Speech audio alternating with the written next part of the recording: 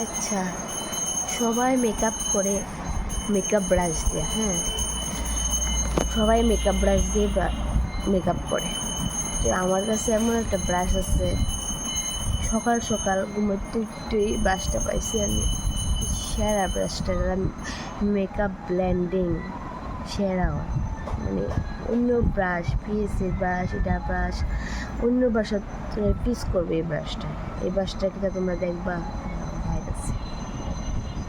এটা হলো এই ব্রাশ, এটা দিয়া সুন্দর করে ব্লেন্ডিং করুন যায়, হাইলাইটার করুন যায়, চোখের সুন্দর হয়।